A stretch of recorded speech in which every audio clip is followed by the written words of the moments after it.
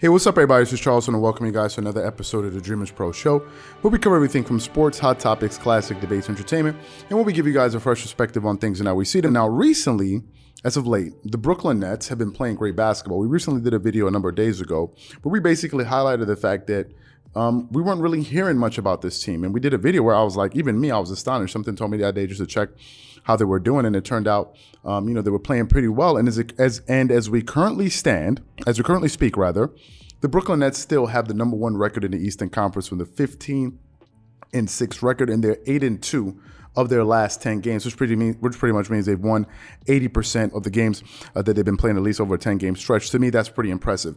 Also, if you look at their best player in Kevin Durant has really just been stepping up and having another stellar season. This is nothing new for this guy. Kevin Durant is obviously one of the greatest players of all time, one of the greatest small forwards of all time, and this season he's having another standout year. His minutes are up this year. He's averaging 36 minutes a game, and with those 36 minutes, think about this, he's shooting 54% from the field this season, an efficient 39% from the three-point line, 86% from the free throw line, getting you 7.5 rebounds, 5.6 assists. He is getting you 3 turnovers, but he's still helping you by getting 0.7 steals and 0.7 blocks. So KD this season is having a standout year as usual. And in the midst of all of this, while all of this is happening, we've sort of lost sight of the third star of this trio in Kyrie Irving. Now, early in this season, Kyrie Irving made a lot of headlines and created a lot of headway in the media because of his position on the vaccine,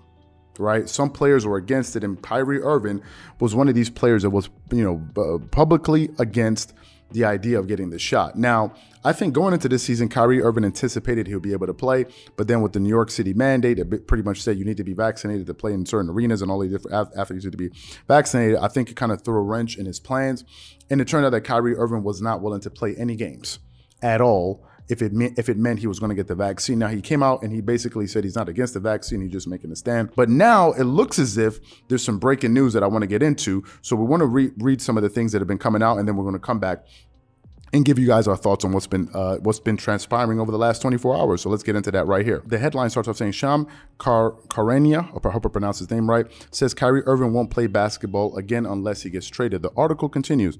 As we talk, the Kyrie Irving saga continues in Brooklyn, with the player still refusing to take the vaccine that would allow him to resume his career and return to the Brooklyn Nets. The controversial point guard has made it clear he's not changing his stance on the matter, which has made things harder for his squad. Recently, one insider revealed the Nets remain open to trading the 2016 NBA champion given the uncertainty of his situation. Moreover, Shams Charania of The Athletic claimed that Irving is nowhere near to getting the shot and won't return to the court unless he gets shipped away. Talking to the Pat McAfee show, the senior NBA insider revealed Kyrie Irving is nowhere closer to getting the vaccine, and he's not going to play basketball unless he gets traded. Because unless the Nets come up someday and say, fine, we're going to let you play road games, we're going to let you practice at home, we're changing our stance, or unless Kyrie Irving decides to get the shot, he won't play, Charania said. So basically, those are the comments that have come out, and this is from a pretty reliable source in NBA circles, and basically this is what he's saying. So apparently, the only way Kyrie can play is if he gets traded to another team. Now, let me just quickly unpack that there. Maybe some people are saying that means they're going to trade. I think what he's saying is that the only way Kyrie Irving will play is that if he gets moved to another team where he can play home and away games, right? Because the mandate allows him to travel, is that he cannot play at home. So if he goes to play with another team that doesn't have that policy in place, then he'll be able to freely play basketball. Now, I don't know all of the teams out there that allow him to do that. I'm not sure about all of that, but I think that is what he's saying. And according to the sources, though, they're also saying that the Nets are still, that's the key word, still open to trading him.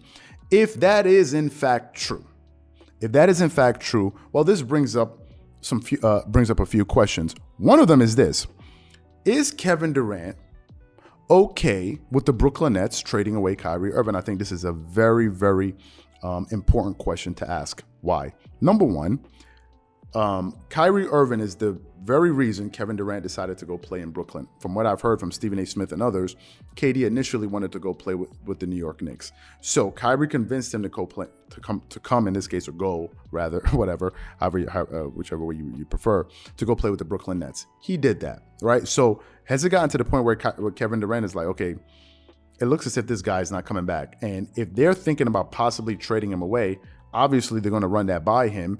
And it must mean that he's okay with that happening. That's the first question. Is Kevin Durant okay with that?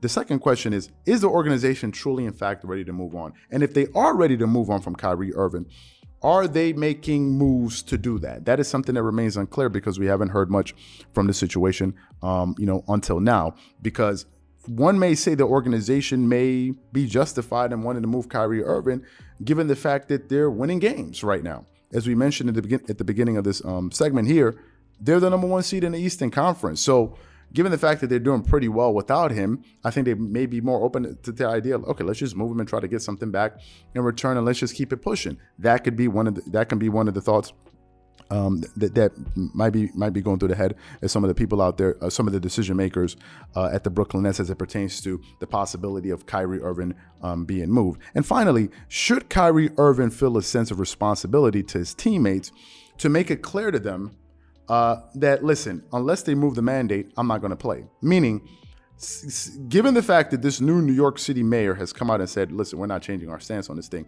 should Kyrie Irving just say, you know what, given the fact that these guys don't look like they're going to change their position, guys, I'm not going to play at all? And if that's the case, and if Kyrie Irving is willing to say it, or should he, if he comes out and says that, then I think it makes things a lot clearer. I think Kevin Durant, James Harden, and these guys can know where they stand with Kyrie, and the organization can know where they stand. And then maybe Kyrie Irving can start looking for a possible solution moving forward, right? Because now it still seems to be in a bit of limbo. Some people feel like the situation has been resolved, given the fact that, well, we're not hearing much about it. But the fact of the matter is, the situation has not been resolved. Kyrie Irving is not playing. He's still in a situation in which he's still in limbo. He's only being paid for half of the season.